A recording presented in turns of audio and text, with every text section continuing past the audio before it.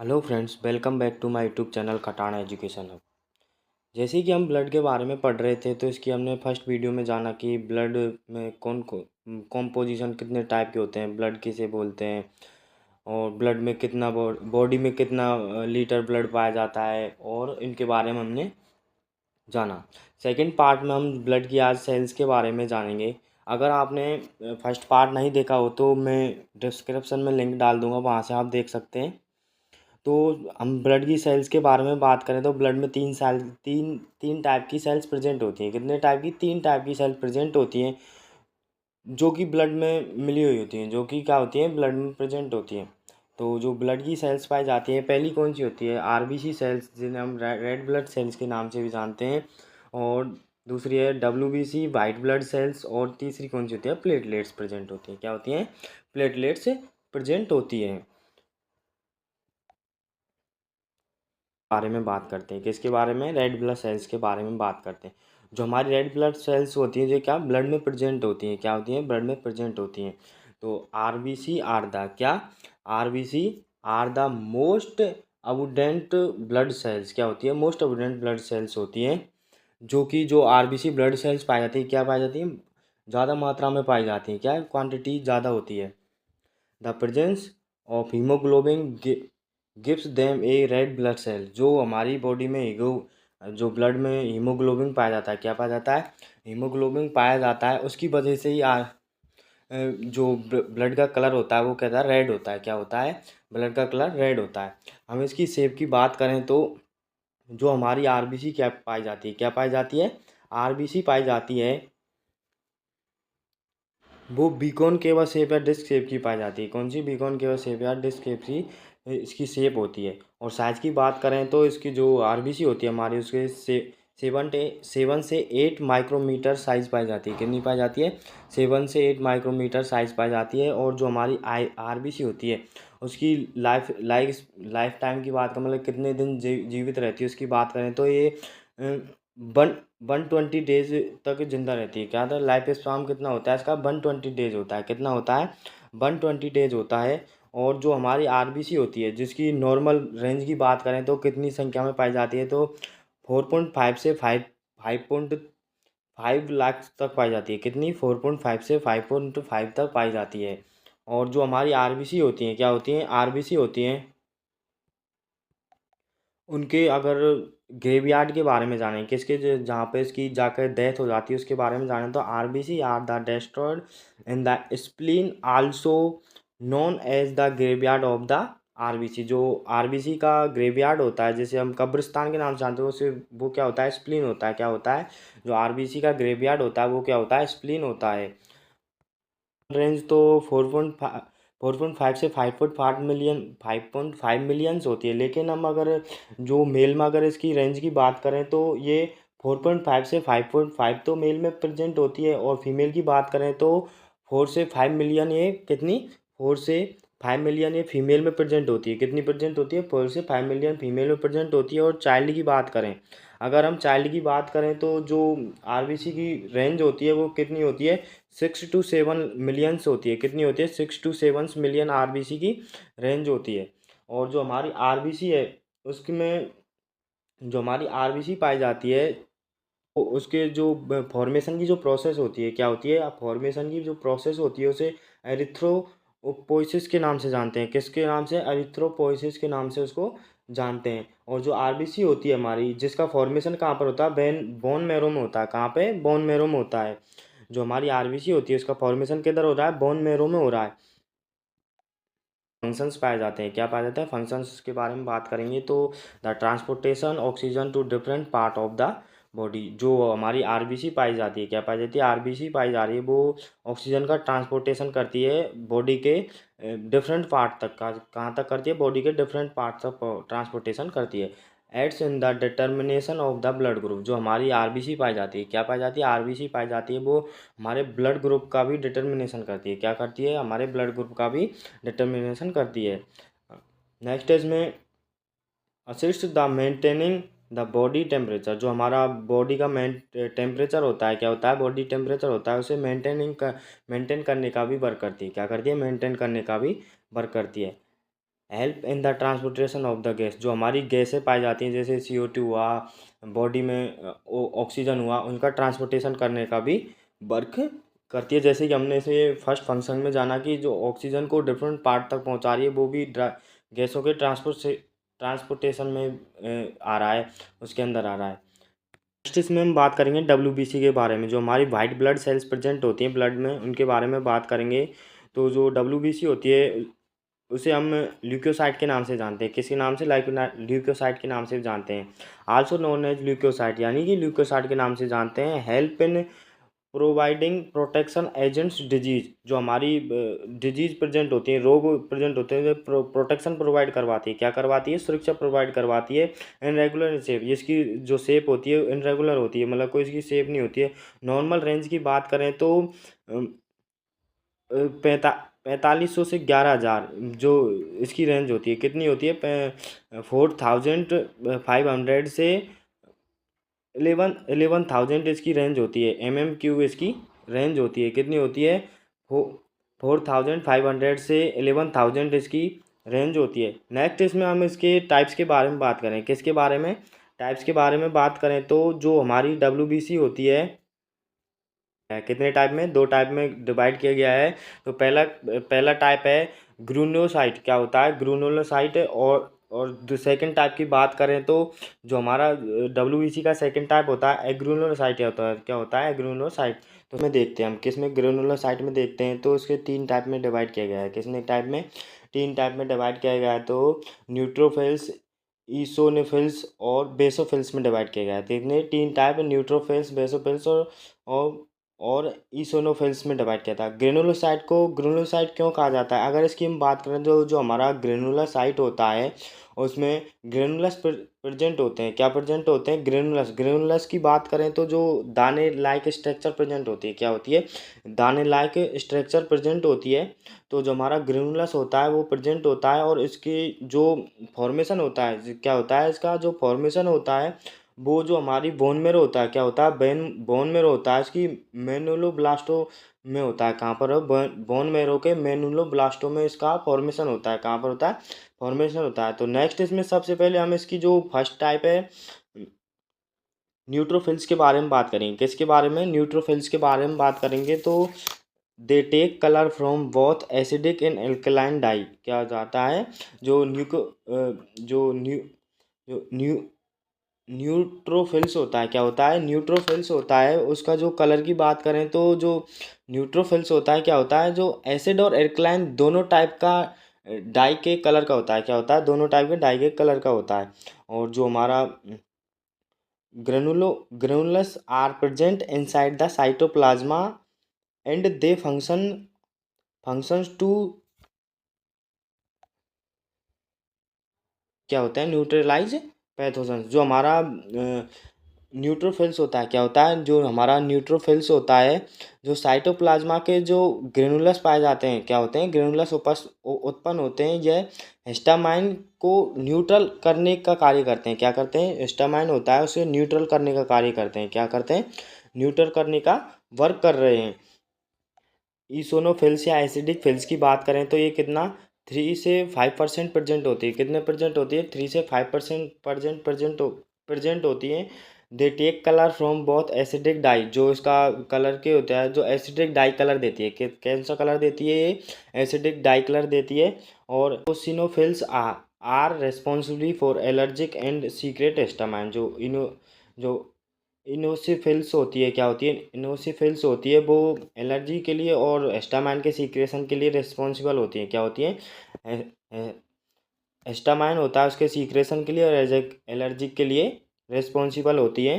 Next हम इसमें next इसमें हम बेसोफिल्स की बात करेंगे। किसकी? बेसोफिल्स की बात कर रहे हैं। तो जो हमारी बेसोफिल्स पाई जाती हैं वो 0.5 से 1.1% पाई जाती है। कितनी पाई जाती है? 1.1% पाई जाती है। नंबरिंग में इसकी बात करें तो 100 से 600 MM³ प्रेजेंट होती है। कितनी?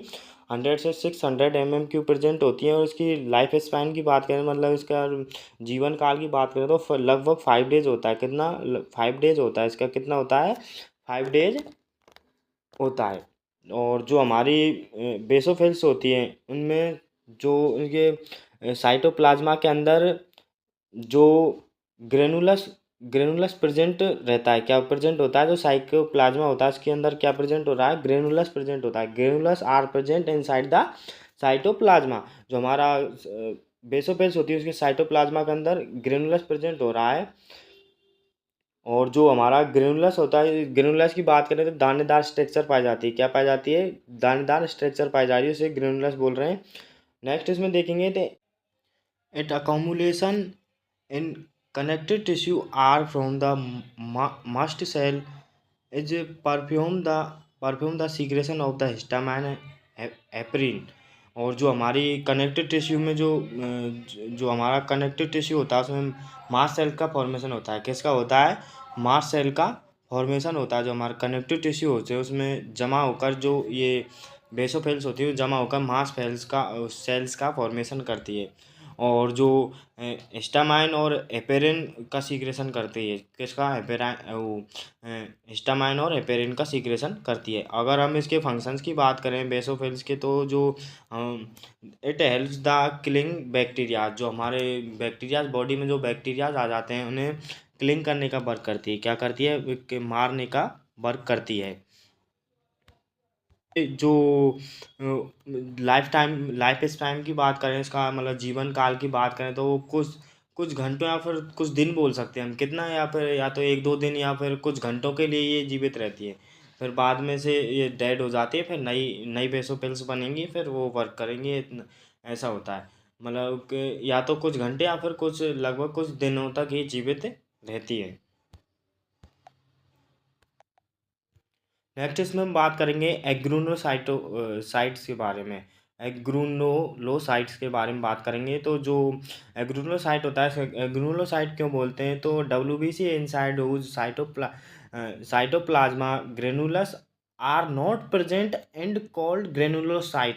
जो साइटोप्लाज्मा होता है, क्या होता है, साइटोप्लाज्मा होता है उसके अंदर ग्रेनुलस जो मतलब दानेदार स्ट्रक्चर होती है ग्रेनुलस, वो एब्सेंट होती है। इस वजह से हम एग्रूनोसाइट साइट बोलते हैं। क्या होता है, एग्रूनोसाइट बोलते हैं। अब इसके कितने दो टाइप्स होते हैं, क्या होते हैं इसके दो टाइप्स होते हैं, एक तो लिम्फोसाइट, एक मोनोसाइट। क्या होता है, मोनोसाइट और लिम्फोसाइट। और सबसे पहले हम इसमें किसकी बात करेंगे, मोनोसाइट की बात करते हैं। तो जो हमारा मोनोसाइट होता है, क्या होता है, जो हमारा मोनोसाइट होता है उसकी बात करें तो ये 20 से 25% प्रेजेंट होता है। क्या होता है, 20 से 25% प्रेजेंट होता है। और इसकी शेप की बात करें तो दीज आर लार्जेस्ट डब्ल्यूबीसी। जो लार्जेस्ट डब्ल्यूबीसी होती है, क्या होती है, लार्जेस्ट डब्ल्यूबीसी होती है, their shape is the kidney like shape. क्या होती है इसकी, जो हमारी किडनी होती है, क्या होती है, हमारी किडनी किस टाइप की होती है, कुछ इस टाइप की होती है हमारी किडनी, उसकी जैसी शेप इसकी पाई जाती है। Its formation occurs in the red bone marrow. और इसका फॉर्मेशन की बात करें, जो हमारा रेड बोन मेरो होता है, जैसे हम हिंदी में बोले तो अस्थि मज्जा के नाम से जानते हैं, उस रेड बोन मेरो के अंदर इसका क्या होता है, फॉर्मेशन होता है। क्या होता है, इसका फॉर्मेशन होता है। और जो हमारा मोनोसाइट है, इसकी नंबरिंग में संख्या की बात करें तो जो 400 से 800 mm³ तक इसकी नंबरिंग होती है। और उसके फंक्शंस की बात करें, जो हमारे टिश्यूज होते हैं, क्या होते हैं, टिश्यूज होते हैं, उसकी मरम्मत करना, या फिर हम बोल सकते हैं उसके रिपेयरिंग करना।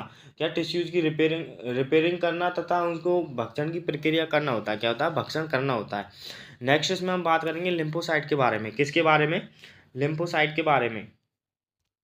5 से 7% पाया जाती है। कितना पाया जाता है, 5 से 7% पाया जाता है। और जो नंबरिंग की बात करें तो जो हमारा लिम्फोसाइट होता है, जो 1600, कितना, 1600 से 2700 mm³ पाया जाता है। कितना, 1600 और से 2700 पाया जाता है। और इसकी शेप, जो इसका केंद्रक होता है, क्या होता है, केंद्रक होता है, स्पाइकल होता है। क्या होता है, स्पाइकल होता है। और जो हमारा लिम्फोसाइट होता है उसमें ग्रेनुलोस आर एब्सेंट। जो साइटोप्लाज्मा होता है, क्या होता है, साइटोप्लाज्मा होता है, उसके अंदर ग्रेनुलो एब्सेंट होते हैं। और इसकी फंक्शंस की बात करें, डब्ल्यूबीसी के फंक्शंस की बात करें तो फाइटिंग डिजीज में, जो हमारे रोगाणु से हमारी लड़ने में हेल्प करता है, तथा एंटीबॉडी बनाने में, जो हमारा एंटीबॉडी प्रोड्यूस करता है। क्या करता है, हमारे ब्लड में क्या एंटीबॉडी प्रोड्यूस करता है। जैसे कि जो हमारे फॉरेन बॉडी पार्टिकल्स होते हैं, जो जीवाणु होते हैं, सूक्ष्म होते हैं, उनसे हमारी बॉडी को सेफ्टी एंटीबॉडी बनाकर उनके हमारी लड़ने में सहायता कर सके। एंटीजन्स थे। नेक्स्ट इसमें हम बात करेंगे प्लेटलेट्स के बारे में। तो जो हमारी प्लेटलेट्स होती हैं, क्या होती हैं? हमारी प्लेटलेट्स होती हैं, ब्लड सेल्स होती हैं, क्या ब्लड में प्रेजेंट होती हैं, क्या होती हैं? ब्लड में प्रेजेंट होती हैं। और जो हमारी प्लेटलेट्स होती हैं, क्या होती हैं? प्लेटलेट्स होती हैं, उसे थ्रोम्बोसाइट के नाम से जाना जाता है। किस नाम से? थ्रोम्बोसाइट के नाम से जाना जाता है। तो these are the smallest blood cells. क्या होती हैं? ये स्मॉलेस्ट ब्लड सेल्स होती हैं। क्या होती हैं? स्मॉलेस्ट ब्लड सेल्स होती हैं। दे आर नॉन नेग्लेक्टेड, मतलब कि जो विदाउट न्यूक्लियस होता है, जिसके अंदर न्यूक्लियस प्रेजेंट नहीं होता है, उसे नेग्लेक्ट के नाम से जानते हैं। ये without non neglected are disc shape, और ये कौन सी शेप की प्रेजेंट होती है? And disc shape. जो डिस्क शेप होती है उसके टाइप की प्रेजेंट होती है। क्या होती है? इसकी शेप डिस्क शेप होती है। और इसकी साइज़ की बात करें, किसकी? इसकी साइज़ की बात करें तो इसकी साइज़ 2 से 4 UM होती है। कितनी होती है? 2 से 4 UM होती है। और जो हमारी प्लेटलेट्स होती हैं, क्या होती हैं? प्लेटलेट्स होती हैं वो जो हमारी आरबीसी होती है, क्या होती है? आरबीसी होती है, उससे 1/4 साइज़ की होती है। क्या होती है? 1/4 साइज़ होती है आरबीसी की। क्या होती है? 1/4 साइज़ होती है। और जो हमारी प्लेटलेट्स होती है उनके लाइफ स्पैन की बात करें, मतलब जीवन काल की बात करें, तो 5 to 9 डेज होता है। कितना होता है? 5 to 9 डेज होता है। और इसके जो ग्रेवयार्ड के बारे में बात करें, जो प्लेटलेट्स का ग्रेवयार्ड होता है, क्या होता है? जो प्लेटलेट्स का ग्रेवयार्ड होता है, जिसकी कब्रिस्तान बोल सकते हैं, जो हमारी बोन मैरो होती है, क्या होती है? बोन मैरो होती है। बोन मैरो होती है, उसके अंदर एक बड़ी सेल पाई जाती है। क्या पाई जाती है? बड़ी सेल पाई जाती है, जिसे मैग्राकेरियोसाइट्स के नाम से जानते हैं। किसके नाम से? मैग्राकेरियोसाइट के नाम से जानते हैं। उसके अंदर इसका फॉर्मेशन होता है। क्या होता है? इसके अंदर इसका फॉर्मेशन होता है। और इसके फंक्शंस की बात करें तो their main functions are the blood clotting. क्या होता है? इसका मेन फंक्शन क्या होता है? ब्लड क्लोटिंग होता है। क्या होता है? ब्लड को क्लोटिंग करना, जिससे ब्लड स्टॉप हो सके। क्या होता है? हो सके ब्लड स्टॉप हो सके। क्या हो सके? ब्लड स्टॉप हो सके। यानी कि यदि कोई ह्यूमन है, उसके किसी भी रीजन से ब्लडिंग होने लग जाए, कि जैसे कि एक्सीडेंट हुआ, कट लगने के कारण, एनीथिंग एल्स, तो उस वजह से अगर ब्लीडिंग हो रही है, तो ब्लीडिंग को रोकने के लिए WBC रिस्पॉन्सिबल होंगी, जो क्लॉटिंग का काम करेंगी। क्या का? ब्लड का क्लॉटिंग का काम करेंगी, जिससे कि अगर ब्लड क्लॉटिंग होगी तो ब्लड स्टॉप हो जाएगा। क्या हो जाएगा? स्टॉप हो जाएगा। नेक्स्ट इसमें हम बात करेंगे फंक्शंस ऑफ द ब्लड के बारे में। जो ब्लड के कौन कौन से फंक्शंस होते हैं उनके बारे में बात करेंगे। किसके बारे में? ब्लड के फंक्शंस के बारे में। तो सबसे पहले फंक्शंस क्या होता है? ट्रांसपोर्टेशन का होता है। क्या होता है? ट्रांसपोर्टेशन का फंक्शन होता है। Carries the CO2 and O2। जो हमारी O2 और CO2 जो गैसें होती हैं, उनको कैरी करने का वर्क करता है। क्या करना? कैरी करने का वर्क करता है। Transportation nutrient and enzyme. जो न्यूट्रिएंट और एंजाइम पाए जाते हैं, जो हमें फूड से प्राप्त होते हैं, मिलते हैं, उन्हें ट्रांसपोर्टेशन करने का होता है। क्या होता है? Transportation nutrient and the enzyme. Next transportation था ब्लड वेस्ट प्रोडक्ट। जो हमारी सेल्स प्रेजेंट होती है, वर्क करने के बाद जो वेस्ट प्रोडक्ट निकालती हैं ब्लड, उस वेस्ट प्रोडक्ट को ट्रांसपोर्ट करने का काम करता है। क्या करता है? ट्रांसपोर्ट करने का काम करता है। नेक्स्ट इसमें फंक्शंस की बात करें तो नेक्स्ट फंक्शन कौन सा होता है? रेगुलेशन। जो रेगुलेशन जो रेगुलेट द पीएच लेवल, जो रेगुलेशन होता है, रेगुलेट करता है बॉडी में। तो ये रेगुलेशन का क्या वर्क होता है? पीएच लेवल को रेगुलेट करेगा। जो ह्यूमन का पीएच लेवल होता है, जो मेनली देखा जाता है 7.40, यानी कि 7.40 के समथिंग, लगभग ओवर एज देखा जाए तो इतना होता है। उसको पीएच लेवल को मेंटेन करेगा। और जो हमारी जो पीएच लेवल को मेंटेन कर रहा है, तो इसे बेटर सॉल्यूशन भी कहा जाता है। इसे क्या कहा जाता है? बेटर सॉल्यूशन भी कहा जाता है। क्या कहा जा रहा है? बेटर सॉल्यूशन भी कहा जा रहा है। Regulate the blood therm thermoregulation. जो ब्लड का थर्मो रेगुलेशन होता है, उसे भी करने का काम, मेंटेन करने का काम करता है। क्या था? ब्लड का थर्मुलेशन भी करता है। और जो हमारा मेंटेनिंग द हीमोस्टेसिस, जो हमारा बॉडी का टेम्परेचर होता है, वो आउटर और इनर जो बॉडी का टेम्परेचर होता है, उसे हेमियोस्टेसिस के नाम से जानते हैं, जो उसे मेंटेन करने का भी काम करता है। क्या करता है? मेंटेन करने का भी काम करता है। नेक्स्ट इसमें जानेंगे ब्लड क्लॉटिंग। जो क्या होता है? जो ब्लड होता है, वो ब्लड क्लॉटिंग करने का भी काम कर रहा है, क्योंकि WBC प्रेजेंट है तो ब्लड क्लॉटिंग करेगी। और WBC का वर्क क्या होता है? मेनली ब्लड क्लॉटिंग करने का। और blood function to provide immunity against disease. जो ब्लड होता है वो इम्यूनिटी इम्यूनिटी प्रोवाइड करने का भी वर्क करता है, जिससे हमारी जो एंटीजन्स होते हैं जो उनसे हमारी हेल्प मदद डिजीज डिजीज ना फैले और हमारे बॉडी सुरक्षित रहे, क्या हो रहे सुरक्षित रहे। नेक्स्ट इसमें बात करें हम ब्लड ग्रुप के बारे में, किसके बारे में, नेक्स्ट बात किसके बारे में कर रहे हैं हम, ब्लड ग्रुप के बारे में। जो ब्लड ग्रुप्स ब्लड ग्रुपिंग बाज फर्स्ट डिस्क्राइब द लैंडस्टीनर। जो एक लैंडस्टीनर नाम के साइंटिस्ट थे, उन्होंने सबसे पहले ब्लड ग्रुप को डिस्क्राइब किया था। क्या किया था, डिस्क्राइब किया था। Blood groups are based on the antigens present on the surface of the RBC. जो हमारी आरबीसी की सरफेस होती है, क्या होती है, इस आरबीसी की सरफेस पर उपस्थित एंटीजन्स ब्लड ग्रुप निर्धारण करते हैं। क्या करते हैं, ब्लड ग्रुप निर्धारण करते हैं। और जो अब इसमें जानेंगे हम ह्यूमन ब्लड ग्रुप्स के बारे में। तो जो ह्यूमन ब्लड ग्रुप होते हैं, क्या होते हैं, ह्यूमन ब्लड ग्रुप्स होते हैं। Human blood groups have two types of the blood group. Human blood groups को दो टाइप में डिवाइड किया गया है। एक तो होता है ABO blood groups and Rh blood group. क्या होता है, ABO blood groups and Rh. The ABO blood groups is determined by the presence और प्रेजेंस और absence for the antigens of the RBC. जो एबीओ ब्लड ग्रुप्स होता है, क्या होता है, हमारा जो एबीओ ब्लड ग्रुप्स होता है फेस पर, क्या आरबीसी की जो सरफेस पर जो एंटीजन प्रेजेंट होते हैं, क्या होते हैं, आरबीसी की सरफेस पर जो एंटीजन प्रेजेंट होते हैं, जैसे कि ए एंटीजन और बी एंटीजन, उन पर ही इसका निर्धारण किया जाता है। किसका, एबीओ ब्लड ग्रुप का निर्धारण किया जा रहा है। और एबीओ ब्लड ग्रुप्स के बारे में बात करें तो ये 4 टाइप्स के होते हैं। कितने टाइप्स के होते हैं, 4 टाइप्स के होते हैं। सबसे पहले बात करें हम टाइप्स की, तो पहला टाइप होता है ए, दूसरा टाइप होता है बी, तीसरा टाइप होता है ए बी, और 4 टाइप होता है ओ। ये नेगेटिव में पाए जाते हैं। आर एच फैक्टर क्या है, नेगेटिव में पाए जा रहे हैं।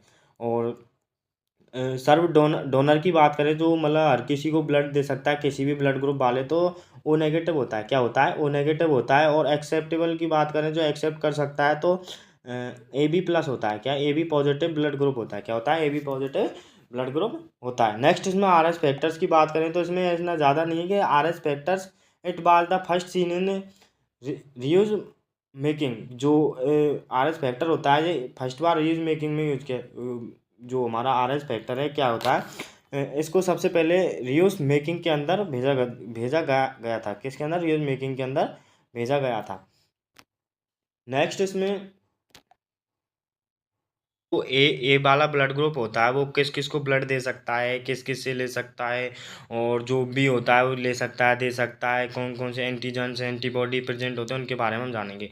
तो इसकी टेबल की हेल्प से हम देखते हैं कि जो हमारा ए ब्लड ग्रुप होता है, क्या होता है, जो ए वाला ब्लड ग्रुप है उसमें उसकी बात करें तो जो हमारा ए ब्लड ग्रुप होता है इसमें एंटीजन की बात करें, ए एंटीजन प्रेजेंट होगा, बी में बी एंटीजन, सी में सी ए मतलब ए बी में ए बी एंटीजन, और ओ में कोई एंटीजन प्रेजेंट नहीं होता। और जो हमारे एंटीबॉडीज की बात करें तो ए में बी में ए, और ए बी में नॉन मतलब कोई भी नहीं, और ओ में ए बी दोनों प्रेजेंट होते हैं। क्या होते हैं, दोनों प्रेजेंट होते हैं। अब इसमें blood blood you you can get, जो हमारे ग्राही होता है मतलब ले सकता है, क्या कर सकता है, ले सकता है। उसकी बात करें तो जो हमारा यदि किसी पर्सन का ब्लड ग्रुप ए है तो वो ओनली फॉर ए और ओ ब्लड ग्रुप वाले पर्सन से ही ब्लड ले सकता है। क्या कर सकता है, ए और ग्रुप वाले पर्सन से ही ब्लड ले सकता है। अगर बी है तो ए और बी से ले सकता है। अगर सी है तो मतलब सॉरी ए बी है तो वो चारों से ले सकता है। किससे ले सकता है, चारों से ले सकता है। मतलब ये ए बी जो ब्लड ग्रुप है वो acceptable universal acceptable blood group है, मतलब सबसे ले सकता है। और जो ओ है वो ओनली फॉर ओ से ही ले पाएगा। किससे, ओ से ही ले पाएगा। और अगर देने की बात करें, यूनिवर्सल डोनर की बात करें, तो ए ब्लड ग्रुप वाला पर्सन है वो ए और बी दोनों से दे पाएगा, दोनों को दे पाएगा। और जो बी वाला हुआ ए और ए बी दोनों को दे पाएगा। और जो ए बी वाला होगा वो नॉन मतलब किसी को नहीं दे पाएगा, मतलब खुद को दे सकता है वो। और ओ होगा, जो ओ तो आप जानते हो कि यूनिवर्सल डोनर होता है, वो हर किसी को दे सकता है। इसी पर ये जो टेबल होती है इसके इसके अनुसार हम जान सकते हैं कि कौन से ब्लड ग्रुप वाला पर्सन किसको ब्लड ग्रुप दे सकता है, किसी को नहीं दे सकता, कौन सा यूनिवर्सल डोनर होता है, कौन सा एक्सेप्टेबल मतलब ग्राही होता है, उसके इस टेबल के हिसाब से हम समझ सकते हैं।